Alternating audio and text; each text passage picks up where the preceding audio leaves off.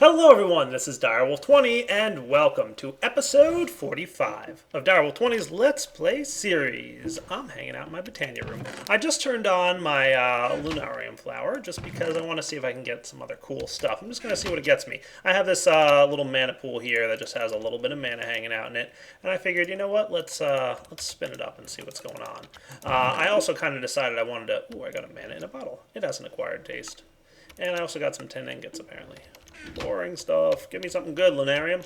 I think we've did a pretty good job last episode of setting up this awesome area here. You can see I've got my wand recharge station pretty much up and running. I've got room for a couple more of these node stabilizers, and I might wind up going ahead and hooking them up. I do have a couple more plans for my Thaumcrafty stuff. Another thing I'd like to get focused on working on at the moment, though, before we continue with Thaumcraft, is maybe a little bit more Botania.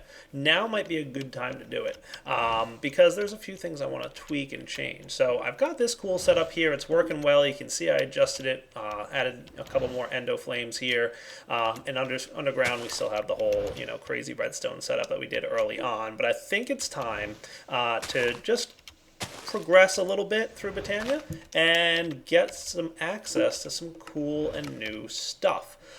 For that, though, we're going to need a better version of mana production. So it's about time we take a look in our book and see what kind of options we've got. So for mana producing flowers, we've got a few options. We've got the day blooms, which we saw, and the endoflames, which we've already played with. Entropinium, I believe that's the TNT one. So basically, it absorbs TNT explosions.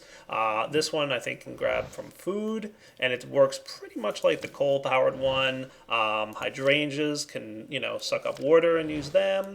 The cake flower is really good. It's one of the better producing flowers in the game. But of course, cake is kind of a nuisance to create with milk buckets and eggs and all kinds of other stuff you're going to need. So I'm going to hold off on that. I might throw down a cake flower later down in the world. This one can chew on leaves and get mana. Let's see what else we got. Nighttime flower, Rosa Arcana eats experience points. That might not be a bad idea. Of players on the ground around it. Turning it into mana. Cool. I might want to try that out because I don't know how good that is, but we do have kind of a mana production or an automated experience farm going. We might want to try that. And then Thermalily. This is kind of like the best flower for generating mana only because it's so easy to manage. So in fact, I believe he's actually changing this in an upcoming version of Botania, so the Thermalily requires some more advanced stuff because it is one of like the, I don't want to say, well, it's probably kind of the easiest flower to set up, and it actually does produce quite a lot of mana. So let's check out maybe, I want to give a try. I'm going to even just do it in my test world real quick and see how I like the Rosa Arcana. How expensive is that? We're going to need a rune of mana and a couple other flowers here. That's easy to make. It's just steel and mana pearl. That's easy. All right, let me try that flower out. I'm curious to see like how it works, and then we'll come back and we'll either use that one or the Thermalily. We'll see, maybe even both, and check them out. And then we'll start producing more mana. I'm going to want to start storing more mana as well, and then we might need to advance up the tech tree of Botania because there's a lot of cool items that we have that we don't have access to yet that I would like to get my hands on. All right, we will be back in a minute. All right, guys, I came up with a plan. I did a little bit of looking through the book here, and the flower I decided to go with is the Entropinium, the TNT flower. I'm actually going to go with both. I'm going to do some Thermalilies and some Entropiniums, and we're going to use both the flowers to generate large amounts of mana for our AE system. That, at least, is the plan. Now, there's a couple things we're going to want to do to prepare for this because the TNT build is going to be a lot more complicated, which is kind of the reason I'm doing it. It's also, the TNT flower generates just as much mana as the lava flower, but it does it much faster. You'll see once I set it up. So it's going to be pretty good. I think the system will be nice. Overall, we'll have a couple methods of mana generation. So first thing I want to do is plop down a molecular assembler. I want to get another set of interfaces available here. So I'm just going to pop this guy here, this guy there, and then I can pop down the assembler. And what we should wind up with is a little bit more cabling, which is cool. We can run this guy over to here, and then we can do something like this here. Actually, whoops. There we go. Let's do this. And we'll put our cables down then. And we'll put one here as well. And these guys should then all have channels available to them. Just want to make sure I didn't make it dark down here. Now it looks like we're good. Cool. Nice, right? So now we've got, 4 more input cables. Now that's tapped us out in terms of this line here, remember, on channels, but that's okay. We've got plenty of channels available in our, cable up there. So what I'm going to do, just for preparation purposes, is probably just run something like this. If we were to come over here, let's say...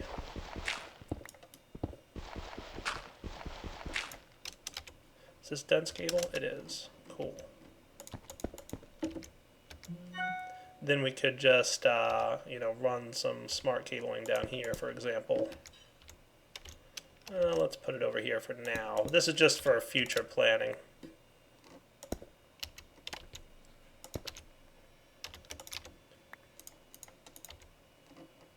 There we go. Smart cables there.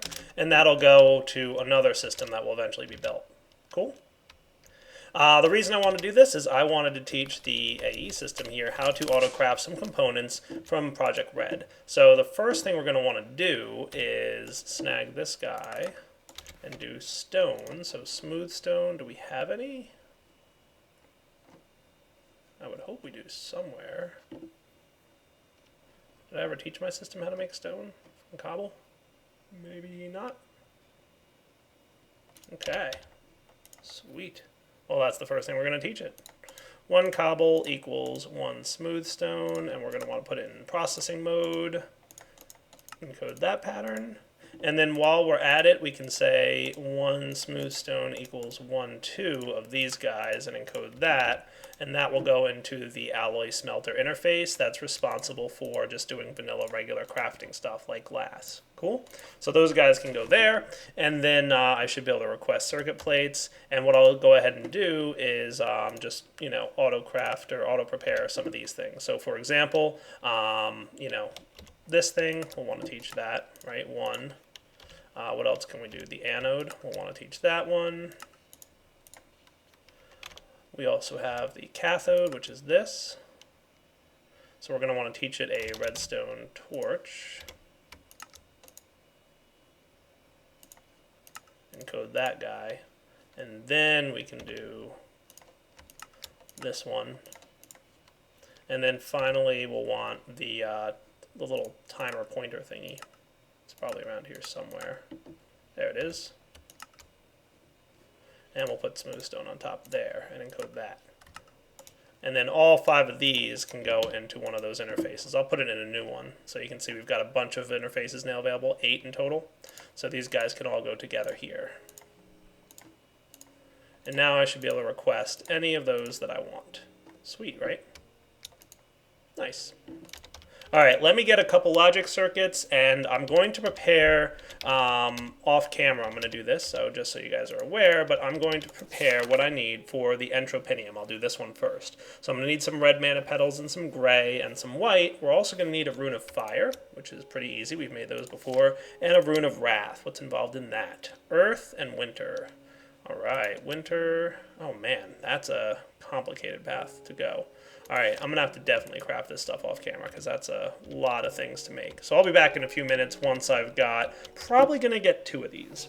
All right, guys, I think I'm ready to do this. So I just need to do these guys like that. This thing should be done. Getting me my 2 runes of wrath. We're going to also want 2 runes of fire, which I happen to have already. And then it's a pretty easy process.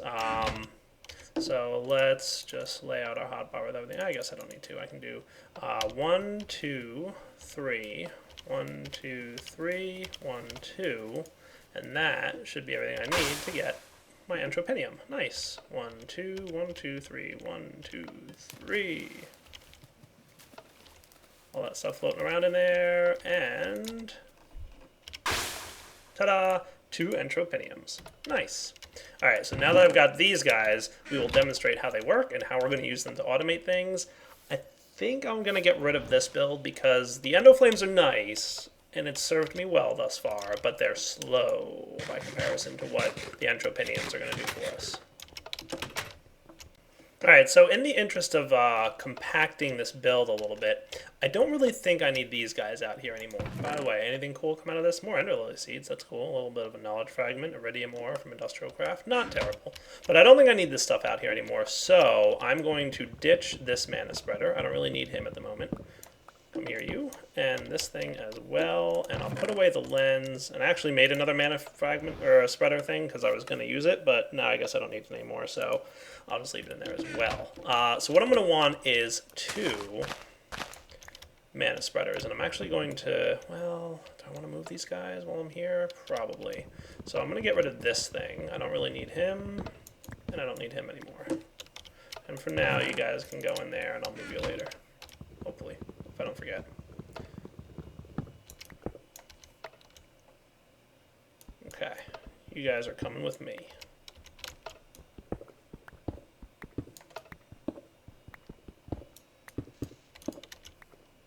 This might wind up staying, we'll see.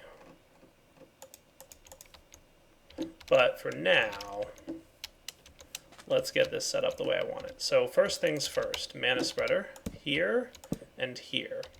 And right in front of those are mana detectors. That's going to be what's going to tell us whether or not mana bursts are going through these things. Okay. From there, we're going to want an AND gate. And I think I forgot my screwdriver. I don't happen to have it on me, do I? In the blue bag, by chance? I do. Nice. There's a reason I brought a tool bag with me. So what this is going to do basically is it will emit a redstone signal in the front when both mana spreaders are firing. Cool? So that's plan number 1. Where that's going to emit, that's a good question. Do I want it to go back here? Probably. So I guess what I'll do, because I want this to be cool, cool is good. Can I do like a timer here? And the delay I want on this is 7 seconds, and you'll see why in a minute. And I won't be able to tap into that, will I? I don't think I can.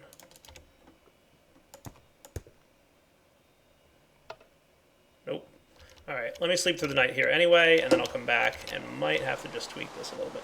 Alright guys, so what I want to do is make sure that I pair the 2 different entropiniums to 1 to each of these mana distributor things, okay? So for now, don't worry about the timer and what it's doing. We'll get to that part in a minute. But we basically want to have 1 entropinium right under this guy. And I might actually want to make these floating entropiniums. I think I know how to do this. Let me just see if I remember how to make these guys floating versions of this thing.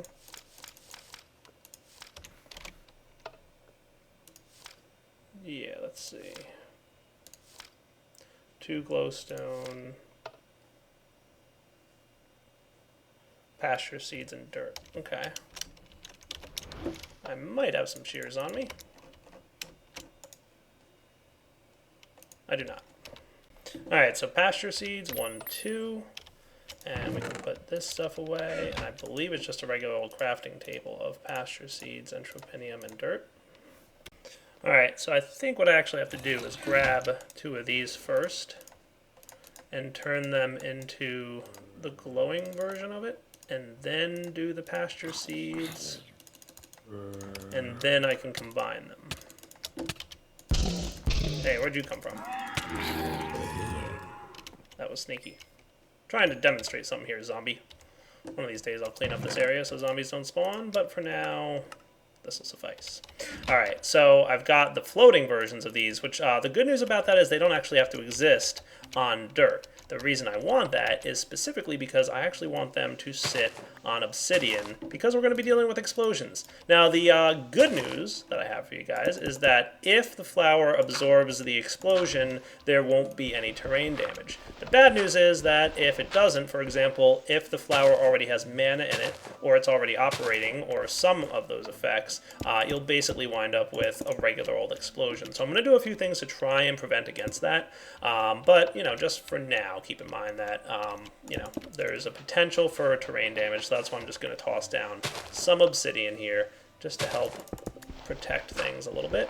And don't worry, the explosion that I'm prepared to have is not going to be that big a deal.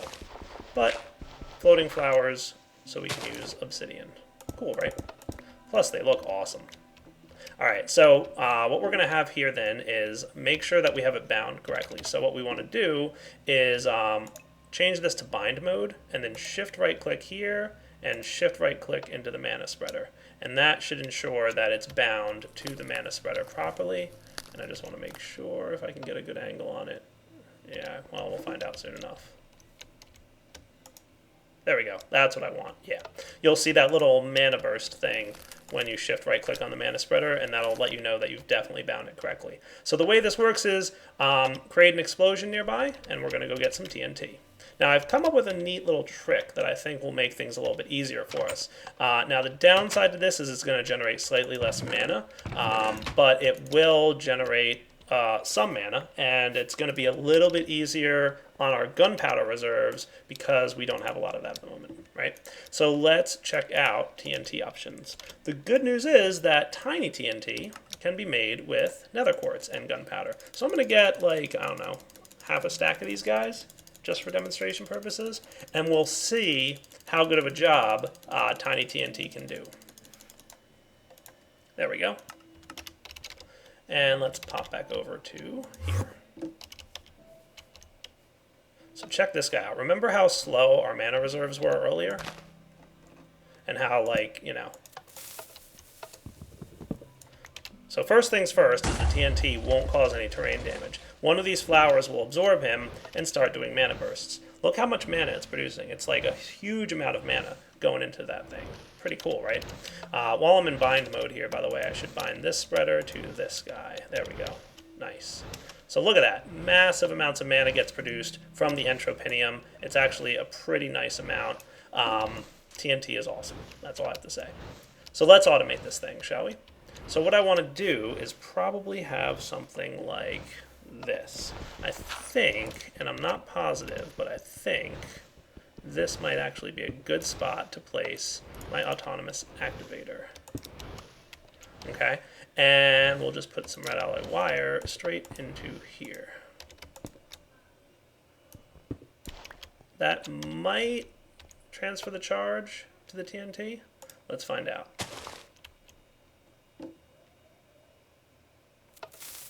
There we go.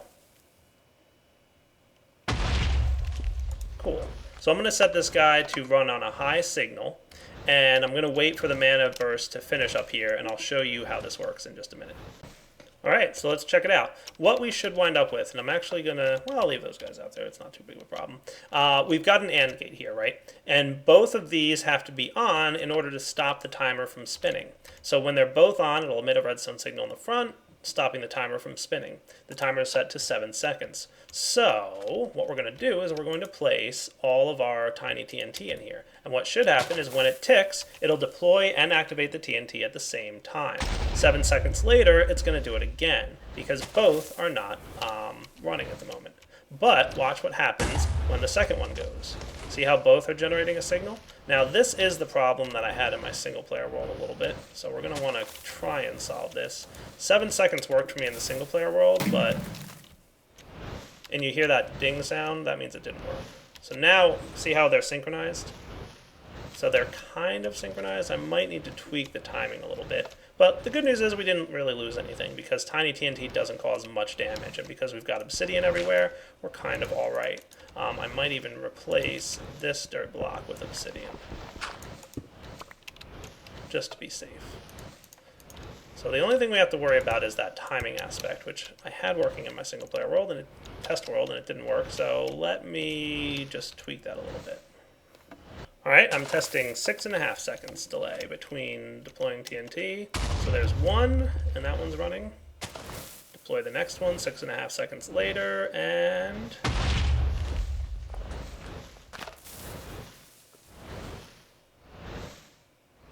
close.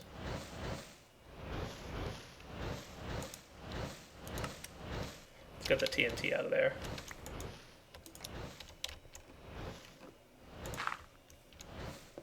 Alright, so I'm going to make a quick change here. Instead of using the AND gate, I'm going to use the alloy wire. What this is going to do is going to cause it to, when either one of them are firing, it'll stop the timer. But what I'm going to do is have the timer go at 4 seconds. I think the fuse on a TNT piece is 5 seconds. So by doing this, it'll mean when neither are firing, it'll basically launch 2 TNTs before it starts firing. Let's see if I'm right about that. So cross your fingers. Also, I reinforced this area a little bit more, so let's give it a shot. 1 TNT, 2 TNTs, there we go.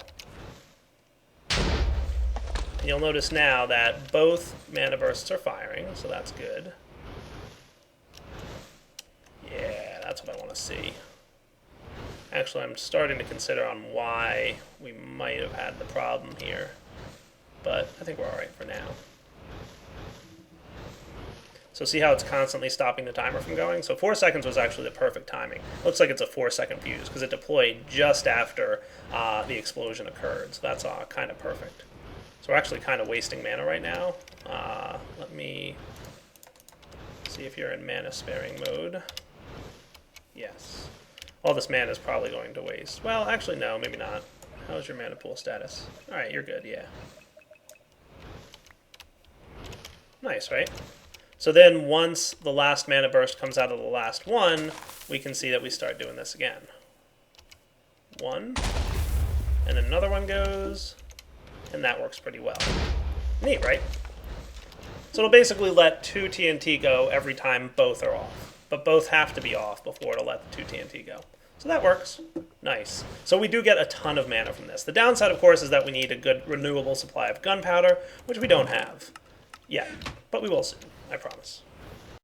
And for the final piece of good news, check this cool stuff out. Remember early on in the season we had trouble because you couldn't make covers out of mossy cobblestone or any of the other chisel blocks. Well, thanks to version 1.03 of the pack, you now can. Woot! So I'm going to actually go get a few more pieces of mossy cobble. I need 4 of them to clean up the outside of this building. But nice, right? So let's see. Alright, looks like I've got a lot of moss stone here. Actually, I've got enough mossy cobblestone to do what I wanted to do. So let's tidy up the outside of the building, and then we're going to take a look at potentially doing some thermal lilies, because I want both forms of mana generation to be an option for me. That's just the way I want it.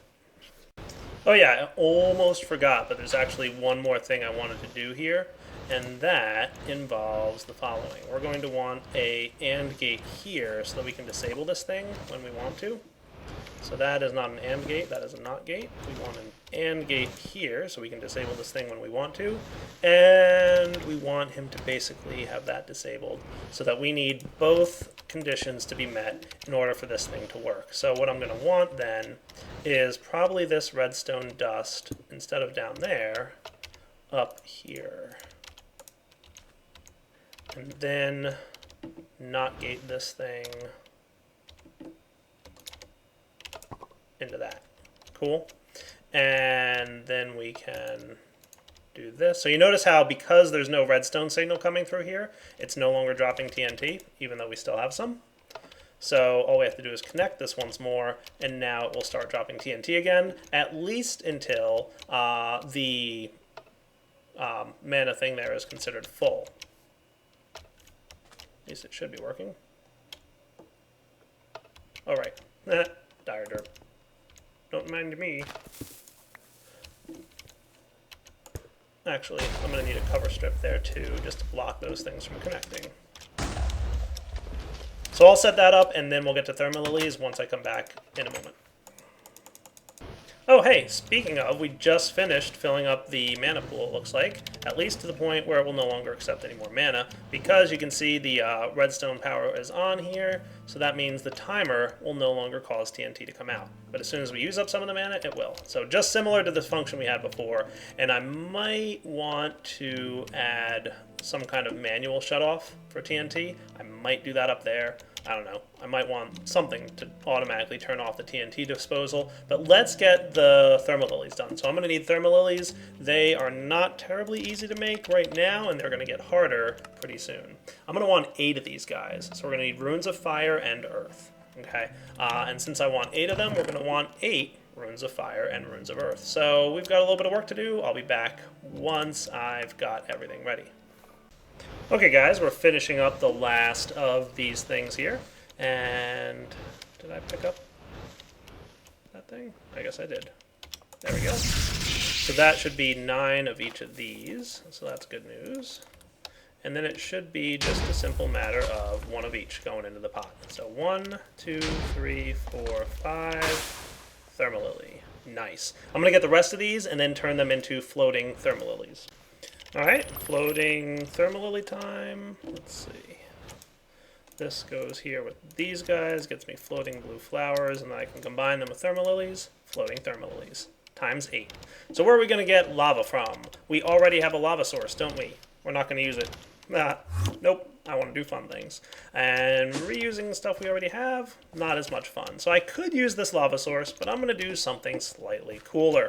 Let's get some ritual stones. So what do I got? 4 of those? Alright, let's turn that into a master ritual stone just to get started. Where's my orb? Might be in here. I'm definitely going to need you. You know where it is? I know where it is. Yeah, I do. It's right here. Haha. And while we're at it, I guess we could probably... We getting reinforced here? Yeah. Are you cooking? You will be soon. Go smooth stone. I'm going to need a good amount of you guys. What the heck? Let's just do it all. Alright. I'll be back in a minute once these guys cook me up a few more reinforced slates. Okay, guys. Here we go. We're going to quickly set up a Serenade of the Nether ritual. So this guy's really easy to do. As you can see, it only really requires 4 fire runes around the Master Ritual Stone, so that's all we need. Done. Conversation over. We just created our Serenade of the Nether. This is a nice little ritual, and I'll show you why. Basically, once you activate it with your Ritual Activation Stone, it's going to create a lava source block right on top of the Master Ritual Stone. That's all it does. Just creates a lava source block. Now I could be getting my lava from the nether, just like a normal person, or I could be creating it with blood magic, like a direwolf. That's what I decided to do. Now there's a couple options that I want to go with here. Let's first figure out a way to get this wiring from here. Oh, that's a long path to go. But I think I should be able to pull it off. So remember, when a redstone signal is applied, it will go ahead and...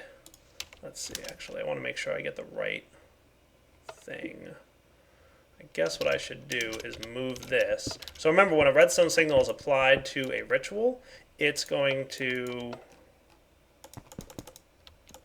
There we go. I guess we're out of TNT, actually. Okay. So this thing is off at the minute. So when a redstone signal is applied, the ritual is disabled. So I'm probably going to want another NOT gate down there, unfortunately, but that's okay. We can manage that.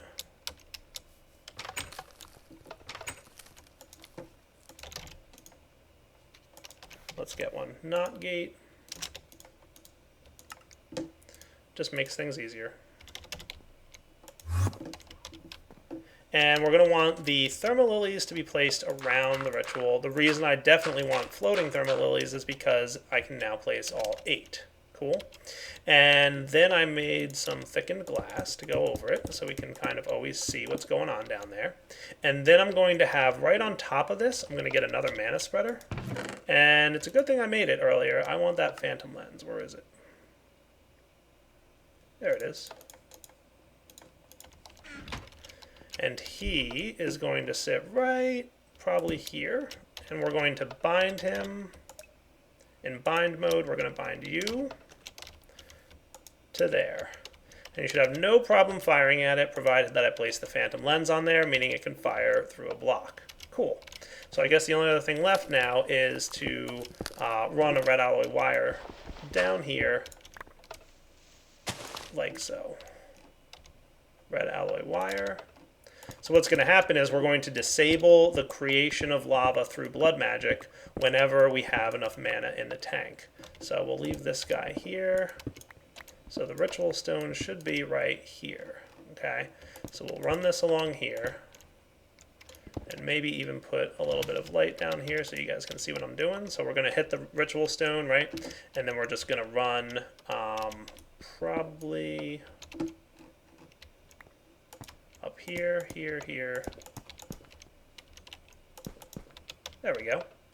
So when the redstone signal is applied, it turns off the ritual, right? So we want to have a not gate somewhere along this line that says, well, kind of do the opposite of that, guys. So let's hit the not gate up. And I probably already put my screwdriver away, only assuming that because I need it. Yep. There we go. So now the signal's off, okay? When the mana thing is full, it should turn off this signal, which would turn on the signal down there. I could tap into this, but it's just easier to tap into that and use another NOT gate, right? So let's give it a shot, shall we? All we really need to do now is activate this thing with the weak activation crystal, and go. Cool. So you can see them all functioning. Look at that, nice. Cool, so they've all started generating. This mana spreader is gonna start shooting mana into the mana pool. I wouldn't mind getting an upgraded mana spreader at some point because it looks like they're kind of struggling to, you know, keep going, but that's okay. We've got plenty of mana production going on. Oh, I better sleep through the night. All right, guys, looks like we're in pretty good shape. Check this stuff out. So the lava has stopped being created because our mana pool is full. Nice. When the mana pool is empty, for example, like that, you'll see the mana starts getting produced again. And when the mana pool is full, the lava will once again stop being produced by the ritual.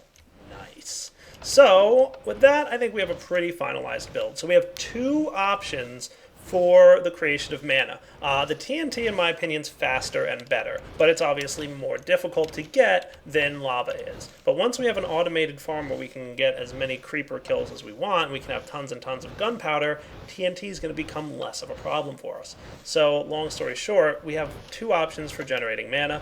I think TNT is probably going to be the winner in the end once we have a gunpowder farm going.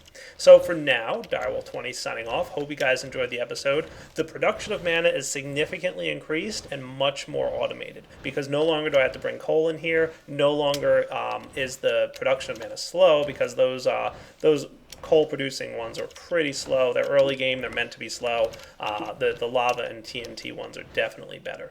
So I think we're in good shape. Pretty soon we'll be able to do a couple other cool things courtesy of Botania. I think maybe next episode we could potentially work on a gateway to the Elven Core dimension. We'll check it out. I don't know, but we'll find out. For now, Direwolf20 signing off. Hope you enjoyed the episode. As always, take it easy.